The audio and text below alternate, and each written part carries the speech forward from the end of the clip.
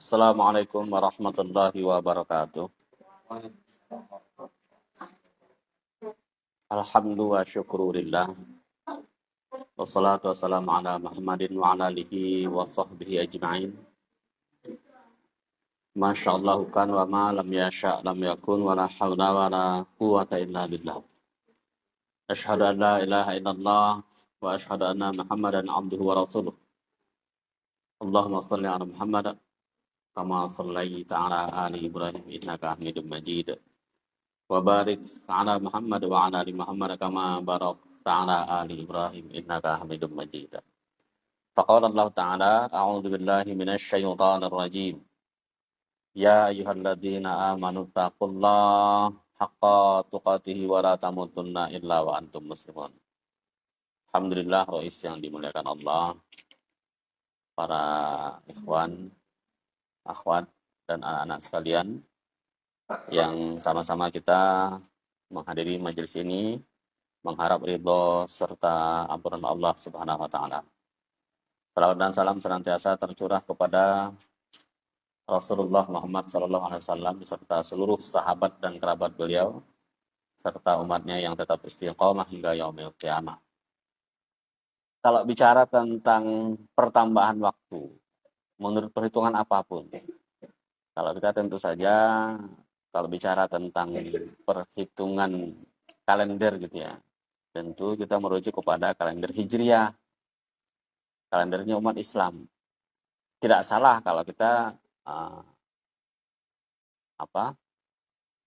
menghitung atau paham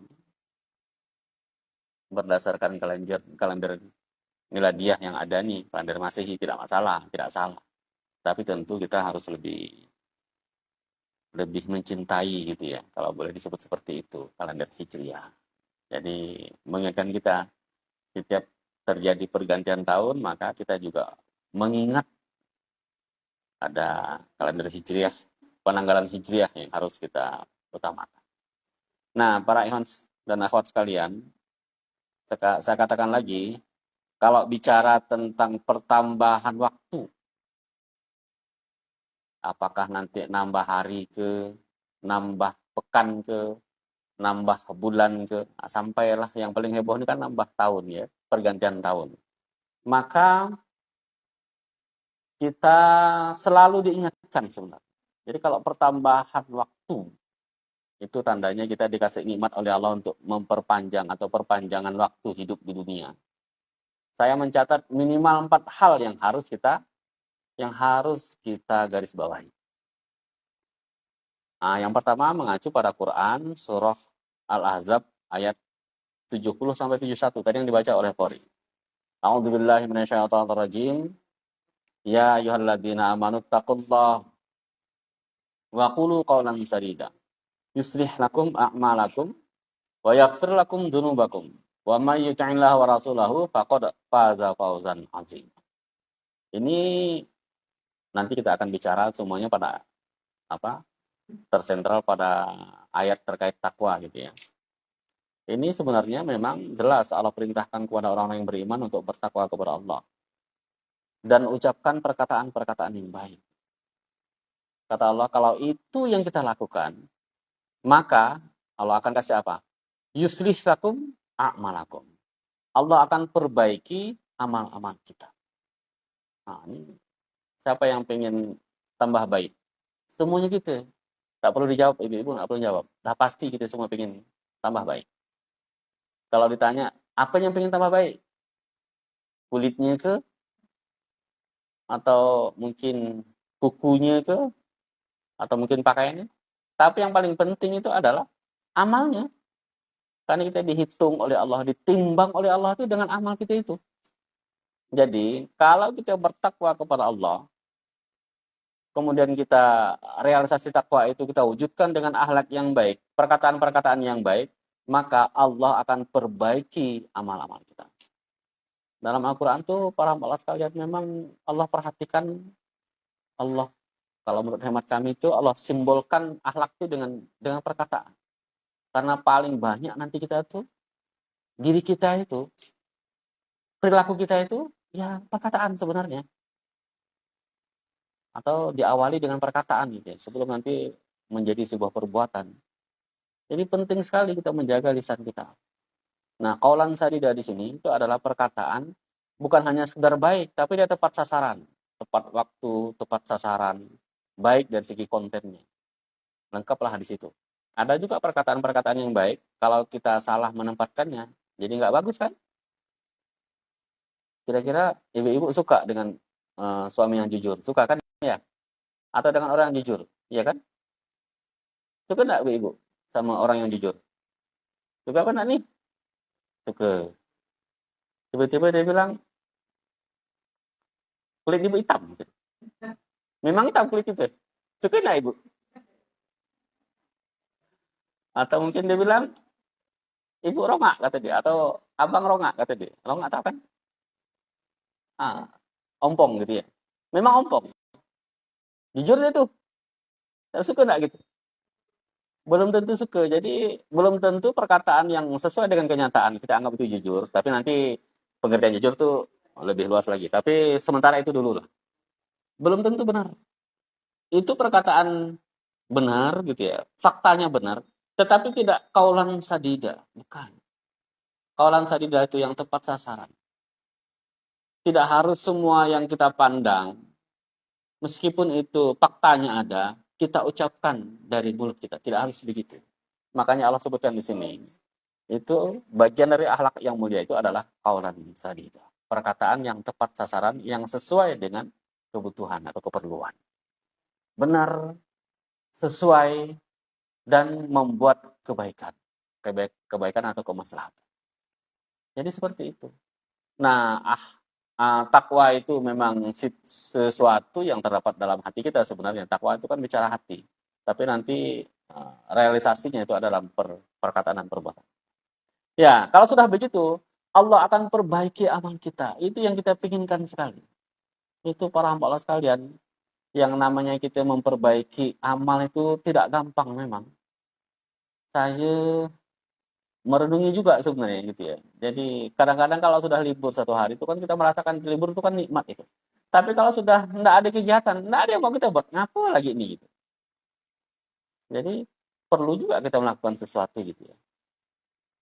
Atau dari sekian banyak yang kita lakukan, kalau mau kita rinci bagian mana yang baik-baik, yang bagus-bagus, itu mungkin kadarnya sedikit. Jumlah kebaikan yang kita lakukan itu sedikit, tak banyak. Yang paling banyak itu mungkin sesuatu yang tidak manfaat. Atau bahkan mungkin sampai sesuatu yang terkategori maksiat. Nah, kalau sudah begitu ya lebih parah lagi. Jadi kita sangat berharap Allah menjaga amal kita, Allah melindungi kita dari perbuatan-perbuatan yang tidak baik atau perbuatan-perbuatan yang sia-sia. Dalam Al-Quran disebutkan dalam Quran surah Al-Furqan itu diantaranya adalah mereka yang kalau melihat atau melewati orang-orang yang melakukan perbuatan yang sia-sia, yang tak berguna, dia berlalu sambil sambil menyampaikan perkataan-perkataan ini mengandung keselamatan. Yuslih lakum a'malakum wa yaghfir lakum dzunubakum. Dan Allah juga akan mengampuni dosa-dosa kamu. Akan diampuni dosa-dosamu. Wa may yuti'illaha wa rasulahu faqad faza fawzan 'azim. Dan barang siapa yang mentaati Allah dan Rasulnya, maka dia akan mendapatkan keuntungan atau kemenangan yang besar. Dia akan menang dengan kemenangan yang besar, atau dia akan beruntung dengan keberuntungan yang besar. Jadi modal cuma dua tadi itu kan, takwa, kemudian jaga lisan. Nah ini lebih lanjut lagi terkait yang pertama ini, para hamba Allah sekalian, kita lantas kemudian merenungi kalau setiap pertambahan waktu, apalagi sampai pertambahan tahun, perhitungan apapun gitu ya, kita merenungi apakah kita betul-betul sudah konsisten dengan tujuan hidup kita. Apa tujuan hidup kita ini? Tentu tujuan hidup kita itu adalah beribadah. Ayatnya jelas, itu sangat sering dibaca, disampaikan oleh para dai. Allah ciptakan tidaklah wa ma khalaqtul jinna wal insa illa liya'budun. Kata Allah, tidaklah kami Aku ciptakan jin dan manusia kecuali untuk menyembahku, kata Allah. Inna salati wa nusuki wa mahyaya wa mamati lillahi rabbil alamin. Semuanya kita persembahkan untuk Allah SWT, yang dalam kondisi kita hidup, bahkan mungkin dalam tujuan nanti kalau sudah kita mati, berharap dalam koridor ketaatan kepada Allah SWT, semuanya kita persembahkan kepada Allah SWT. Itu tujuan hidup kita. Jadi tujuannya kalau kita mau sebut secara global, ibadah. Tetapi mau kita rinci-rinci lagi kan? Karena kalau kita sebut ibadah, sangat luas masih. Kita rinci kemudian. Maka kita mulai dari salat. Artinya apa? Artinya tujuan kita hidup itu untuk salat. Nah, kita hidup selama 24 jam itu sebenarnya untuk sholat sebenarnya. Waktu yang lain itu untuk kita isi di antara waktu-waktu sholat. Itu kata Habib Jafar tuh. Kadang-kadang saya suka juga dengar di YouTube dia kan, dia bilang tujuan hidupmu itu adalah sholat sebenarnya. Kan tadi tujuan hidup kita adalah ibadah kepada Allah SWT. Nah, kita mulai dari sholat. Hari-hari kita tujuan utamanya adalah sholat sebenarnya. Nah, di antara waktu sholat itu kita isilah dengan hal-hal yang bermanfaat, hal-hal yang kita sukai, hal-hal yang kita senangi, hobi dan segala macam. Tapi utamanya itu adalah sholat. Itu tujuan utama kita.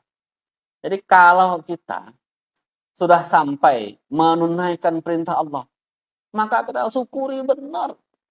Kita sudah tunaikan atau kita sudah meraih tujuan hidup kita. Makanya sampai di tahapan ini, untuk masih yang pertama nih, sampai di tahapan ini, para hamba Allah sekalian, kita bersyukur sekali. Aset terbesar kita itu adalah ketika Allah masukkan ke dalam diri kita itu, tetap untuk istiqomah dalam ibadah. Itu aset terbesar. Tetap tunaikan sholat, itu aset terbesar. Nikmat terbesar. Sampai ke malam ini gitu ya. Tetap Allah gerakkan kaki kita melangkah, duduk di sini, tunaikan perintah Allah, ta'alum. Itu aset terbesar. Bisa kita katakan begini, hal yang terpenting yang bisa kita raih pada hari ini. Bisa dikatakan seperti itu. Salah satu hal yang terpenting, bukan satu-satunya. Salah satu hal yang terpenting yang bisa kita raih pada hari ini. Atau mungkin pada pekan ini.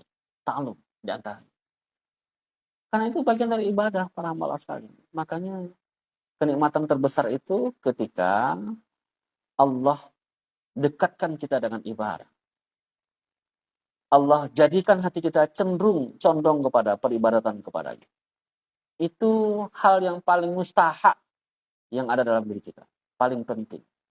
Oleh karena itu para hamba Allah sekalian, kita introspeksi lagi gitu ya, tentang tujuan hidup kita. Jangan-jangan sudah mulai tergerus oleh situasi setiap hari yang setiap saat berubah ini begini kan. Zaman sekarang, zaman now kata anak muda. Mungkin saja kita pun sudah belok kanan belok kiri, berbelok-belok gitu kan. Sudah lupa dengan tujuan hidup kita. Nah, setiap pertambahan waktu maka kita selalu diingatkan kita memiliki tujuan hidup. Allah berikan segala macam kenikmatan kepada kita ini sebenarnya bukan hanya sekedar untuk dinikmati, tetapi semuanya harus dipertanggungjawabkan di hadapan Allah SWT. Karena itu mestinya menjadi bagian dari peribadatan. Yang pertama. Yang kedua, para hamba Allah sekalian. Nah, setiap pertambahan waktu itu tandanya kita semakin dekat kepada kematian. Jadi setiap bertambah waktu apapun namanya, apakah mungkin detik, meningkat lagi dikit, menit, meningkat dikit, jam, sampai ke tahun. Kalau pergantian waktu itu mesti berarti kita semakin mendekati kepada kematian. Batas kehidupan kita. Karena kalau bicara waktu itu sebenarnya dimensi dunia. Nanti kalau sudah di akhirat, mungkin juga ada sebutan-sebutan waktu kan ada juga itu di akhirat kan. Tetapi tentu sangat jauh berbeda dengan yang kita alami saat ini di muka bumi gitu ya. A'udzubillahi minasyaitonirrajim. Ya ayyuhalladzina amanu ittaqullah. Lagi-lagi bicara tentang takwa. Ittaqullah wal tanzur nafsum ma qaddamat lighad wattaqullah innallaha khabirum bima ta'malun. Wahai orang-orang yang beriman, bertakwalah kepada Allah dan hendaknya setiap diri telah mempersiapkan apa yang akan dia perbuat untuk hari esok. Dan bertakwalah kepada Allah, sesungguhnya Allah Maha teliti terhadap apa yang kamu kerjakan. Dalam ayat ini bahkan Allah sebutkan 2 kata takwa. Menurut ulama, takwa yang pertama itu menunjukkan bertakwa kepada Allah dengan memperbanyak taubat terhadap segala macam perbuatan yang telah kita lakukan terdahulu. Kalau kita sudah melakukan perbuatan terdahulu, maka banyak dosanya. Oleh karena itu, menurut ulama, takwa di sini lebih terfokus pada taubat. Terus takwa yang kedua, untuk masa depan. Bekal untuk masa depan terbaik itu adalah dengan bekal takwa, memperbaiki hati kita. Ya, jadi para malas sekalian, pada ayat ini Allah sebutkan, hendaknya setiap diri mempersiapkan apa yang telah dia perbuat untuk hari esok. Menurut ulama, lighot di sini ada 2. Yang pertama, ghot itu adalah hari kiamat. Orang-orang Arab terdahulu mereka biasa menyebut hari kiamat, hari akhir itu, hari berbangkit nanti itu, hari pembalasan itu. Mereka menyebutnya dengan ghot atau besok. Jadi lighot di sini untuk hari esok maksudnya adalah untuk hari kiamat. Terus lighot yang kedua atau untuk hari esok yang kedua gitu ya, itu adalah hari pemutus kenikmatan kata Rasulullah. Apa itu? Kematian. Kenikmatan dunia maksudnya.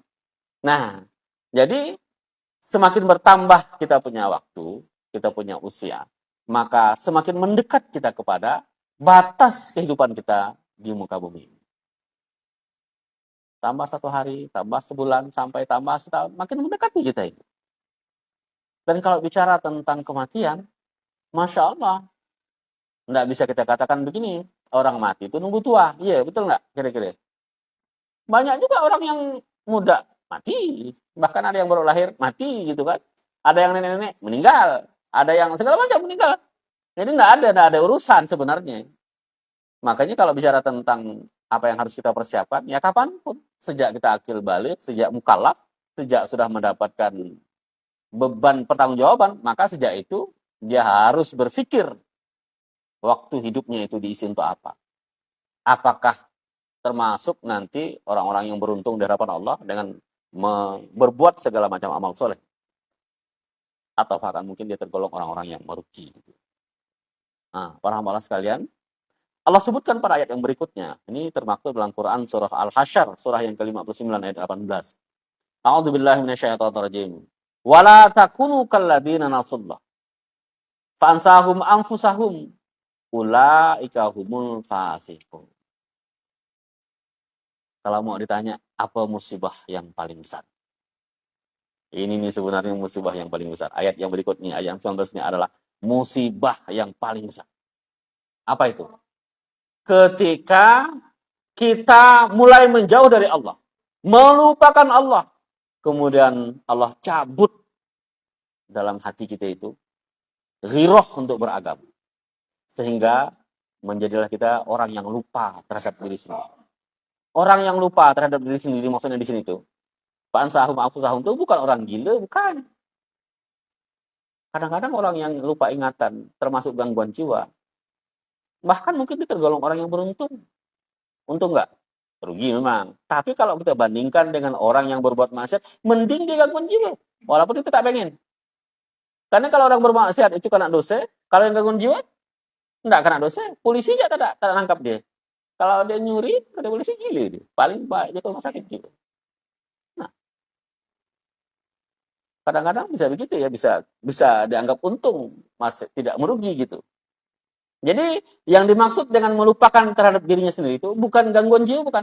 Tetapi orang yang melupakan tadi itu, melupakan tujuan hidupnya, melupakan tanggung jawab dirinya, melupakan kewajiban dirinya, melupakan hak dan kewajiban orang lain terhadap, dan seterusnya. Dia lupakan semua. Sampai yang terakhir, dia lupa bahwa dirinya adalah hamba Allah. Yang Allah ciptakan, yang Allah perintahkan untuk taat, yang dia nanti akan dicabut oleh Allah, diputuskan kenikmatan itu, dia akan menghadap Allah Subhanahu wa taala. Sampai begitu kan? Nah, kalau ini yang terjadi, kita katakan inilah musibah terbesar. Makanya Allah sebutkan ulaika humul fasikun. Inilah orang-orang yang fasik, yang suka berbuat dosa. Kita harus hati-hati benar. Ini kalau mau kita, kan gini kan, kalau kita suka membuat satu, anggaplah kata anak-anak sekarang ini, resolusi diri. Ada yang ingin kita capai, ada yang ingin kita tinggalkan. Nah, yang paling ingin kita tinggalkan adalah menjadi orang yang lupa kepada Allah Subhanahu wa Ta'ala. Lawan lupa itu adalah ingat. Ingat itu maksudnya diwujudkan dengan apa? Zikir. Makanya ini sebenarnya ayat perintah untuk berzikir. Makanya salah satu ciri orang yang mati sebelum kematian itu adalah orang yang tidak berzikir. Beda orang yang hidup dengan yang mati itu, beda orang yang berzikir dengan yang tidak berzikir itu seperti beda antara orang yang hidup dengan orang yang mati. Kalau ingin melihat orang yang hidup, ya orang yang berzikir. Mulai dari mengingat Allah, diwujudkan dengan lisannya yang basah dengan zikrullah. Oleh karena itu, para hamba sekalian, pada perihal yang kedua ini, sebagai muhasabah kita memperbanyak zikir. Bukan hanya sekedar lisan yang bergerak gitu ya. Tetapi kita renungkan benar. Bagi kita berzikir kepada Allah, kita teringat kita ini adalah makhluk Allah. Itu aja dulu. Kalau kita mawas diri, kita merasa selalu menjadi hamba Allah. Makhluk yang Allah ciptakan itu bagus sekali. Karena nanti semua ibadah berasal dari kesadaran itu. Sadar bahwa dirinya adalah makhluk Allah. Allah yang ciptakan. Allah yang telah turunkan berbagai macam syariat kepadanya. Kepada Rasul, yang nanti menjadi kewajiban kepada kita semua. Nah, para hamba sekalian. Ya. Terus, itu yang kedua. Yang ketiga. Ngomong-ngomong gini nggak sampai hampir jam 9 sudah. Betul kan ya? Jam 9. Saya tidak bawa jam. Betul kan? Sebelum lagi. Ini baru 2 nih. Masih ada 2 lagi. Yang ketiga. Kalau tadi itu yang pertama itu tujuan hidup. Yang kedua itu mendekati kematian. Caranya adalah dengan memperbanyak zikir. Terus yang ketiga, kalau kita bicara tentang pertambahan usia, maka kita tidak boleh egois. Maksudnya apa ini? Tidak boleh hanya melihat diri sendiri, tetapi kita harus berpikir tentang regenerasi. Berpikir tentang anak keturunan. Allah sebutkan dalam Al-Quran, dulu pernah juga saya sampaikan di sini. Yang bagian akhir dari Quran surah Al-Furqan, Allah ajarkan doa kepada kita. Apa doanya? Ini hafal semua ya. A'udzubillahi minasyaitonirrajim. Rabbana hablana min azwajina wa dzurriyyatina qurrata a'yunin waj'alna lil muttaqina imama. Ya Tuhan kami, ya Allah ya Tuhan kami, limpahkan kepada kami anak keturunan, pasangan dan anak keturunan yang menyejukkan hati kami, menyenangkan pandangan kami, dan jadikanlah kami sebagai pemimpin bagi orang-orang yang bertakwa. Ini maksudnya Allah memang hanya mengajarkan doa di sini, tapi bukan hanya doa yang harus kita lihat di sini. Ada banyak implikasi. Itu terkandung maksud bahwa kita harus mawas diri dan mempersiapkan generasi anak keturunan kita. Tidak main-main. Anak keturunan yang menyejukkan hati dan bertakwa. Kalau kita baca tafsirnya di situ, yang dimaksud dengan qurrata a'yun di situ, itu adalah mereka-mereka yang taat. Karena orang-orang yang menyejukkan hati itu berasal dari ketaatan. Ketundukan dan kepatuhan kepada Allah SWT. Kalau tidak tunduk patuh, walaupun mungkin anaknya sehat, kuat, fisiknya luar biasa, giginya tercukupi, tapi dia tidak patuh, tidak tunduk, tidak menyejukkan hati, tidak menyenangkan. Banyak di antara anak keturunan itu yang justru dia menjadi fitnah. Nah, Allah ajarkan kepada kita seperti itu. Ini agar kita tidak boleh egois. Saya katakan tadi tidak boleh egois. Jadi tidak hanya untuk diri sendiri. Makanya kan banyak doa dalam Al-Quran itu memang untuk diri sendiri kan. Sebagian besar memang untuk diri sendiri. Bisa dikatakan begitu ya. Rabbana zolamna anfusana wa ilam taghfir lana wa tarhamna lanakunanna minal khasirin. Kita berdosa, dosa sendiri. Kita baca doa ini. Itu diri sendiri. Betul. Tetapi kita juga harus melihat, mempersiapkan untuk generasi muda kita. Allah larang kita meninggalkan anak keturunan yang lemah, yang dikhawatiri terhadap mereka, kata Allah. Dalam Quran surah An-Nisa ayat yang ke-9 kalau tidak salah. Gimana ayatnya itu? Wal yakhshal ladzina law taraku dzurriatan di'afan khafu 'alaihim falyattaqullah wal yaqulu qawlan sadida. Hendaklah takut kepada Allah mereka yang meninggalkan anak keturunan yang lemah, yang dikhawatiri terhadap mereka. Maka kata Allah, bertakwalah kepada Allah dan ucapkanlah perkataan-perkataan yang baik. Lagi-lagi, bertakwa kepada Allah dan ucapkan perkataan yang baik. Kita diperintahkan untuk menjadi pemimpin dari anak keturunan yang bertakwa. Kita dilarang oleh Allah untuk meninggalkan anak keturunan yang lemah. Lemah apa nih? Lemah agama, lemah fisik. Dulu pernah kami terangkan di sini ada 5 kelemahan. Lemah agama, lemah fisik, lemah mental, lemah harta. Yang harta yang terakhir sebenarnya. Pendidikan dulu ya. Lemah pendidikan. Yang terakhir, lemah harta. Ada 5 kelemahan itu. Jadi nggak main-main. Begitu Allah titipkan seorang anak ke rahim istri kita, atau mungkin ke rahim ibu-ibu sekalian. Qadarullah nih yang hadir ini kan lebih banyak ibu-ibu nih. Allah titipkan di situ. Maka Allah sekaligus sebutkan dalam Al-Quran, jangan sampai lemah nih. Padahal Allah telah merancang sedemikian rupa. Itu rancangan Allah luar biasa. Tidak ada yang lebih hebat daripada rancangan Allah. Rahim itu. Bukan hanya segala rahim kan. Segala macam mekanisme perkembangbiakan manusia itu luar biasa. Hebat sekali. Allah telah rancang sedemikian rupa sistemnya ini. Maka begitu nanti menjadi tanggung jawab kita, Allah larang. Jangan sampai ini menjadi makhluk yang lemah. Yang paling pertama itu lemah secara agama. Kalau mau kita rinci lagi, apanya agama tuh? Dimulai dari akidah. Makanya ketika Nabi Yakub, Allah berikan juga dalam Al-Quran soal Al-Baqarah itu, akan dipanggil oleh Allah SWT. Tidak ditanya yang lain-lain itu.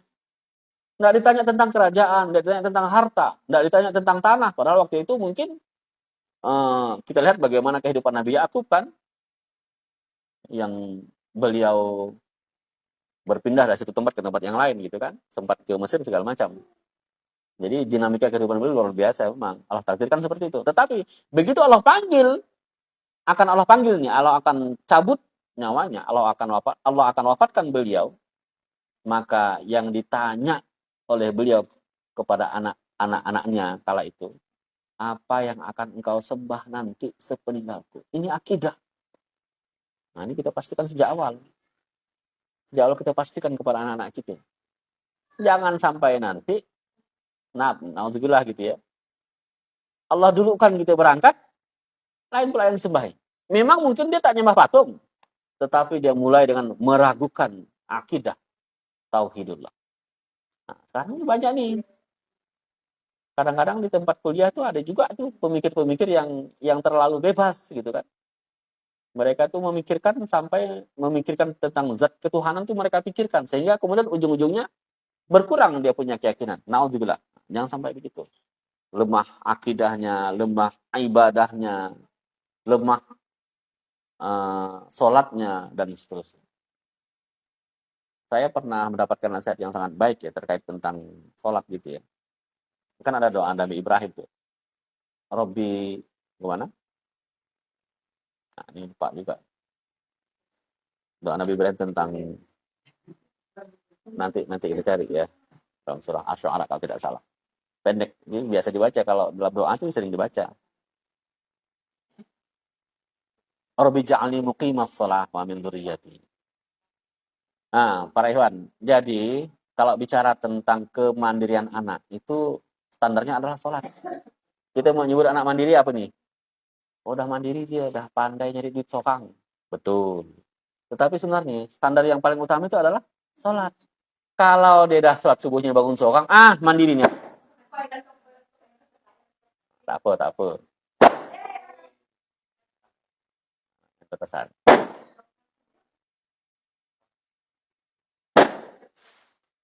Biasanya berapa kali dia ini? Ya. Kita lanjut ya, Ibu. Ibu. Jadi kalau sudah mandiri sholatnya, mandiri itu. Jadi pelajaran utama kita adalah memandirikan anak. Kan tugas ibu-ibu, bapak-bapak itu kan bangunkan anak salat kan? Atau mungkin dibangunkan sama istri bapaknya nih. Atau mungkin suami bangunkan istri gitu kan, itu lebih bagus lagi. Ya, setelah itu dia bangunkan anak kan gitu kan, salat subuh, terus nanti salat yang lain. Begitu mau maghrib, saya ingat dulu waktu kecil-kecil dulu maghrib ya kan bersusul tuh orang tua itu, dicarinya anak itu, tak boleh lagi kita main. Apapun main kalau waktu saya di kampung dulu, apapun jenis permainannya, sehebat apapun mainnya, ya namanya gak di kampung, sehebat-hebatnya lah dulu ya, tetap menjelang maghrib balik. Nah, nah kalau mandiri itu gitu ya, nggak lagi dicari anak itu, dia sudah ingat. Walaupun dia main kemana-mana, begitu jam sholat, dia ngagak masjid untuk sholat. Seperti itu. Nah, itu kemandirian para hamba sekalian. Mandiri yang lain silakan saja. Ya, kita lanjut. Itu tuh perihal yang ketiga. Yang terakhir, perihal yang terakhir, kita para hamba sekalian, jangan lupa manusia itu Allah ciptakan sebagai makhluk sosial. Makhluk yang tak bisa berdiri sendiri. Makhluk sosial yang baik itu adalah ketika dia bermanfaat untuk lingkungan atau untuk orang lain. Jadi, menurut hemat kami, ibroh kita setiap pertambahan usia, pertambahan waktu gitu ya. Maka sebesar apa, sejauh mana kita bisa bermanfaat untuk lingkungan atau untuk orang lain atau untuk makhluk lain gitu ya. Kan bukan hanya orang yang kita manfaati, bisa juga tanah gitu kan. Ya, kalau bermanfaat untuk tanah, orang-orang yang tidak membuang sampah sembarangan itu termasuk orang yang memelihara kelestarian alam gitu kan. Kalau penjelasan panjangnya seperti itu. Ya. Jadi para malas sekalian, kalau bahasa agamanya itu kita terlibat dalam berkontribusi dalam kemaslahatan umat. Jadi maslahat untuk umat. Ini penting sekali karena nanti apapun yang sehebat apapun kita memiliki keimanan, kalau nanti tidak wujud dalam lingkungan, dalam umat, kepada umat, nanti jadi zong kata anak-anak itu. Kosong nanti, tidak bernilai. Maaf saja nih, kalau kita sudah sampai melaksanakan rukun Islam yang kelima, sampai haji gitu ya, tapi nanti balik dia ke kampungnya, dia tidak berkontribusi untuk kemaslahatan, zong itu. Jadi dalam hati kita bertanya, untuk apa jadi benda yang sampai keluarkan ratusan juta itu? Ya walaupun bukan salah hajinya, salah di kitanya. Kenapa nak kita aplikasikan dalam kehidupan kita? Begitu juga sholat. Yang luar biasa Allah tekankan sholat tuh. Sesuatu yang betul-betul Allah tekankan. Jadi ini jadi pondasi benar nih sholat, pondasi amal.